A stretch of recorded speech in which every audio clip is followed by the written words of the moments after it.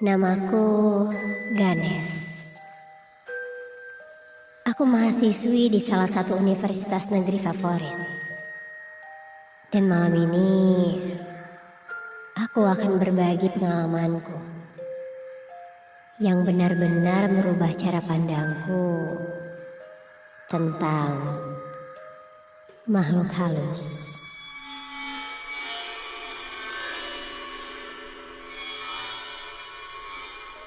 Padatnya jadwal kuliah dan banyaknya tugas membuatku harus pulang larut malam setiap harinya.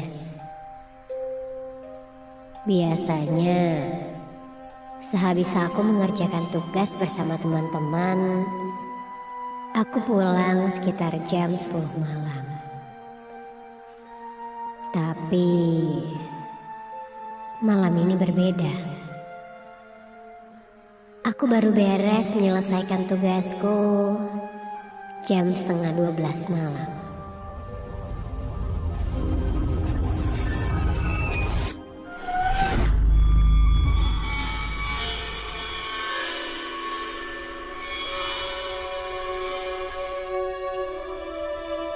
Malam itu, ketika aku hendak masuk ke dalam mobilku, handphoneku berdering.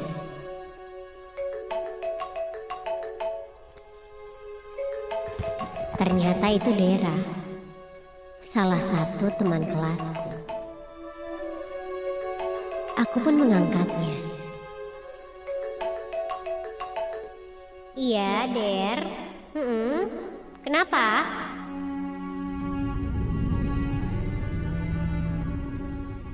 Ternyata charger laptop Dera terbawa olehku.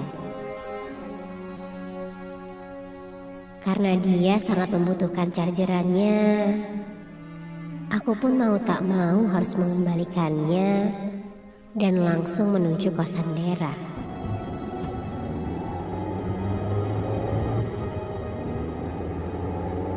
Semuanya berjalan normal.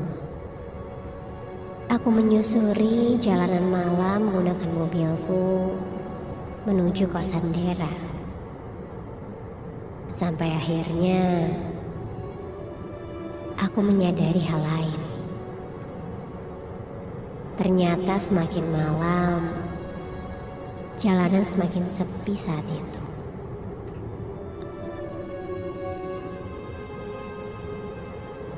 Semakin jauh aku mengendarai mobilku, suasana jalanan semakin sepi dan gelap.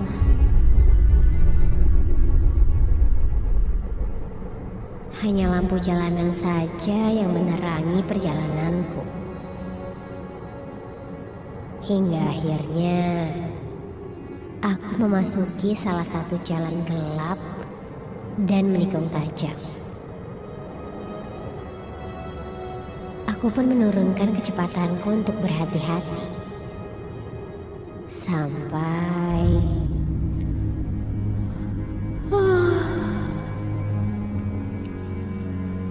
tiba-tiba aku merasakan ngantuk yang luar biasa. Semakin lama, semakin ngantuk.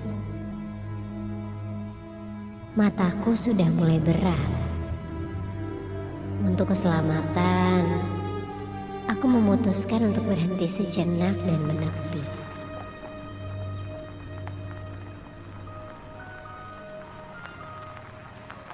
Sekedar untuk minum dan memasang playlist yang membuatku tidak mengantuk. Dan ketika aku sedang fokus memasang playlist di mobilku, astaga! Aku terkejut ketika ada yang tiba-tiba mengetuk kaca mobilku. Dan ketika kulihat, ternyata itu seorang nenek-nenek tua yang sepertinya sedang berjualan. Dia terlihat mengintip ke arah mobilku. Aku pun membuka jendela dan berkata, "Maaf, Nek, enggak dulu." dan langsung menutup kaca mobilku kembali. Sampai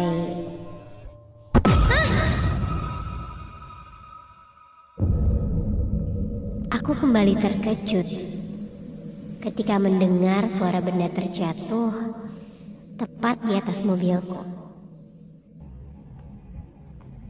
Karena panik, aku pun refleks langsung keluar dari mobil dan mencoba untuk memeriksanya. Namun, ketika aku periksa, tidak ada apa-apa sepertinya. Kulihat kondisi mobilku pun masih normal. Tidak ada lecet sedikit pun. Aku sedikit terdiam dan heran. Karena tadi jelas sekali aku mendengar suara seperti benda berat terjatuh tepat di atas mobilku. Aku pun mencoba melihat ke sekitar. Dan sepi.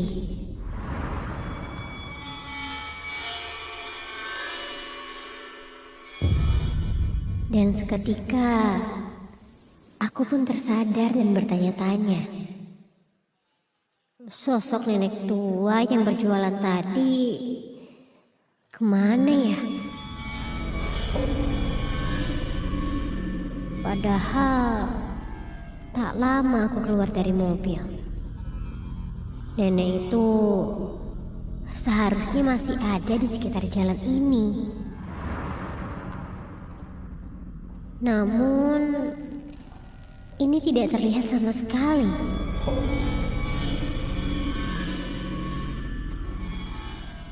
Tak lama dari itu, aku pun memutuskan untuk masuk ke dalam mobil dan melanjutkan perjalananku. Dan ketika baru saja aku masuk ke dalam mobil, begitu aku melihat ke depan, dari kejauhan kulihat bayangan orang-orang. Seperti orang-orang yang sedang berkumpul, dan sekitar 5 orang. Loh, kok tiba-tiba ada orang sih? Perasaan tadi sepi deh. Perasaanku mulai tidak enak. Aku takut.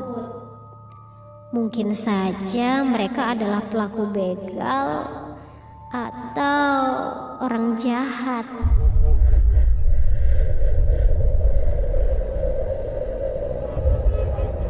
Dengan cepat aku hidupkan mobilku dan hendak pergi. Dan tiba-tiba saja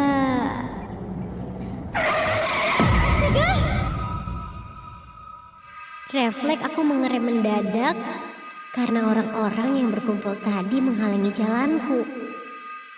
Woi, bosan hidup atau gimana sih? Teriakku kesal. Ketika kulihat orang-orang itu hanya diam saja dan tidak bergerak sama sekali. Dan seperti mematung. Aku pun mengedipkan lampu mobilku untuk memberikan isyarat bahwa mereka menghalangi jalanku. Namun, aneh sekali.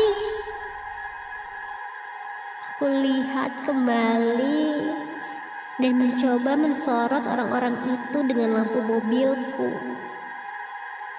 Dan ya Tuhan,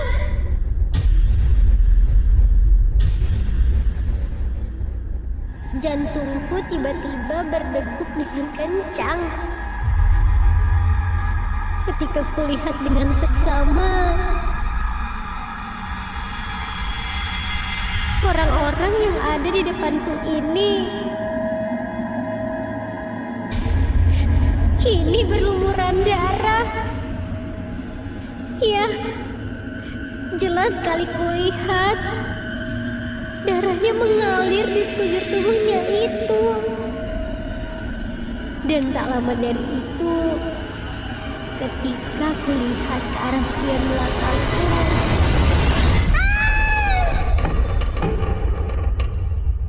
astaga!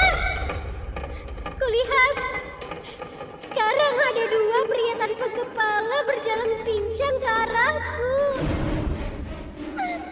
Berlumuran darah dan sebagian tubuhnya robek. Aku takut sekali. Melihat itu, aku pun langsung menancap gas mobilku dan terus menyetir tanpa melihat ke belakang.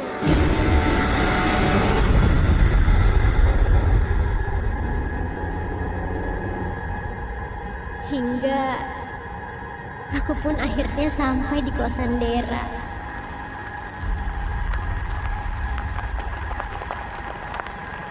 Dia bertanya aku kenapa, karena melihat mukaku yang sangat pucat. Aku pun menceritakannya pada Dera dan memutuskan untuk menginap saja di kosannya, karena sudah terlalu larut malam untuk pulang. Malam pun berlalu.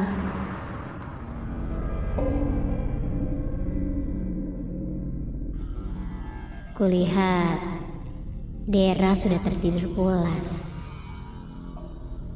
Aku mencoba untuk langsung tertidur. Namun, hatiku mulai tidak tenang lagi. Aku berharap untuk tidak mengingat hal itu lagi. Sampai terdengar suara seperti cakaran. Dan terdengar suara isak tangis perempuan.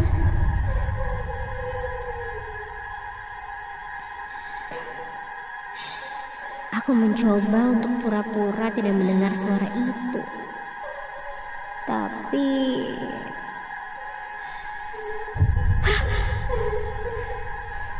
suara itu seakan memaksaku untuk menanggapinya. Aku mengintip ke sekitar. Dera masih terlihat tertidur pulas. Aku pun bangkit dari tidurku. Melihat ke arah sekitar, mataku pun masih menerawang ke sekitar kamar. Dan astaga! Ketika kulihat ke arah depan pintu, kulihat berkumpul berjajar sosok-sosok yang tadi kulihat.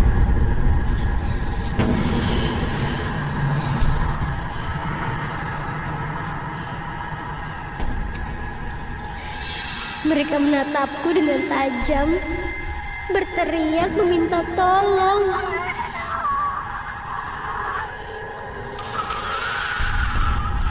Badanku mendadak menjadi kaku dan sulit untuk digerakkan. Aku hanya bisa terdiam melihat itu semua. Nafasku mulai sesak, dan aku pun tidak ingat apa-apa lagi.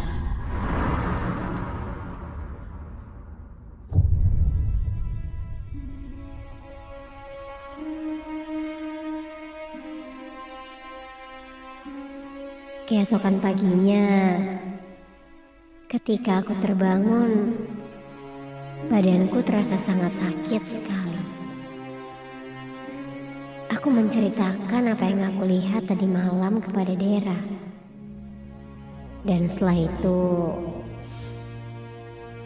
Dera pun mengajakku untuk mencari tahu apa yang sebenarnya terjadi. Siangnya, aku ditemani Dera ke tempat di mana aku melihat sosok-sosok itu. Dan di sana, kami bertemu dengan seorang petugas kebersihan yang berjaga. Dan ketika kami tanyakan, ternyata benar saja. 2 minggu yang lalu, sempat ada kejadian kecelakaan yang menewaskan beberapa korban. Mendengar itu, aku pun shock. Apa mungkin yang aku lihat itu ada hubungannya dengan kejadian ini?